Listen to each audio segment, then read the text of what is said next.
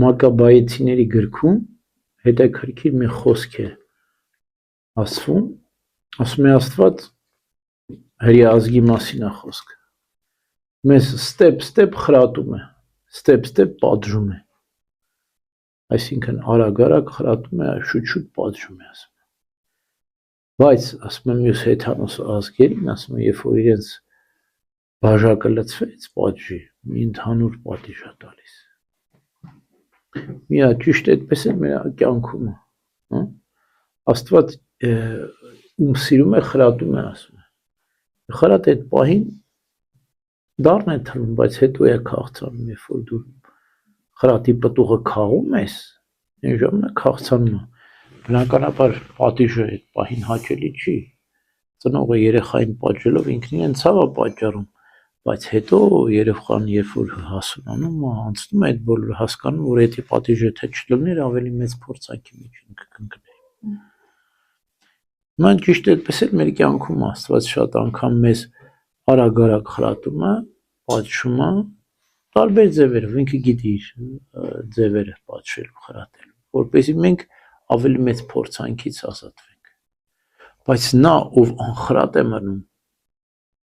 այսինքն երբեք չի խրատվում, երբեք չի հասկանում, չի ուղղվում, չի շտկվում, հա, ինչ էլ ուզում է արա, ինքը իր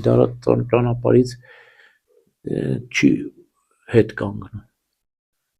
պատուհաս է նրան սպասվում։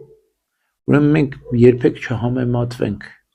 անդերձ, անզեղչ մեղավորների հետ, հա, ինչ էլ որ լինում է մեր կյանքում, Աստծո թույլտվությամբ է լինում, Աստված փորձությունը ավելին չի ուղարկում է այնքան, որքան որ մեզ օգտակար է, եւ փորձությունից դուրս գալու ելքն է ցույց տալիս, եւ սիրով է անում, մեղմ է անում, փափուկ է մեզ պատժում, որպեսզի ուղղվի, շտկվի եւ հետագայում մենք ավելի մեծ օրհնություն ենք ստանում, բայց անդարձ անզեղչ մեղավորներին պատուհաս է սպասում, կամ այս կյանքում կլինի, եթե այս կյանքում լինի, ավելի թեթև կլինի, ինչպես Քրիստոս ավետարանում ինչ է ասում, ինչ է կարծում, ասում է, այն 18 հոգին, որ Սելովամում աշտարակը փուլ եկան, ավելի մեղավոր էին,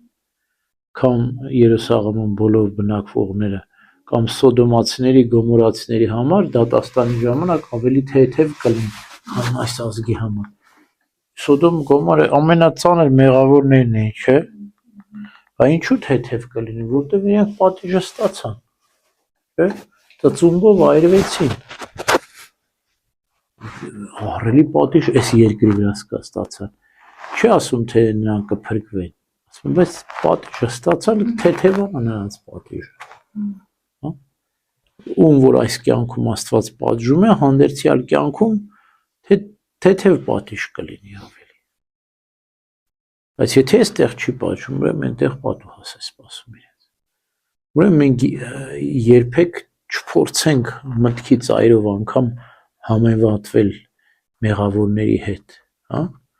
Աստված մեզ սիրով խրատում է, մեզ հետևում է, ամեն ինչ, չի թողնում, որ մեղավորները մեր հանդեպ շատ տարածվեն, այսինքն չի թողնում, որ մեզ շատ պատժեն, չէ, թոքից բռնած պահում, ասում դե հելոք ես իմ ծառան, ուշեղ։ Մենք ուզում ենք մնում է մտածենք եւ տեսնենք Աստծո այդ ներկայությունը, որ մի սահման կա, որ մեզ չեն մոտենում, հա։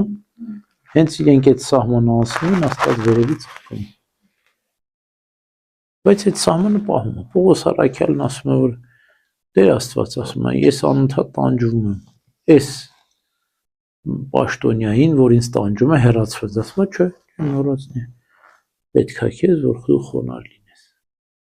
Որպեսզի խոնարհ լինես եւ քո խոնարհության մեջ ամբողջանա Աստծո զորությունը։ Այսինքն այդ փոքրիկ նեղություններն ու դժվարությունները մեզ շատ օգտակար են, շատ։ Մեզ թույլ են տալիս, որ Աստծո շնորհը մեր մեջ պահենք։ Հա, եւ ինքնես շատ էս կվկայենք, հենց մի քիչ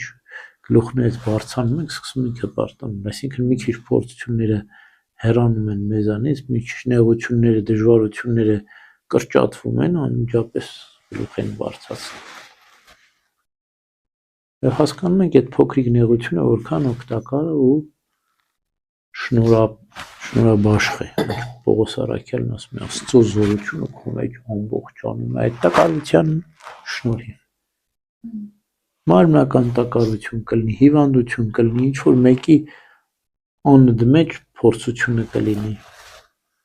Սիրով պիտի տանենք, որ Աստծո շնորհը մեր մեջ ամբողջանա, զորանանք։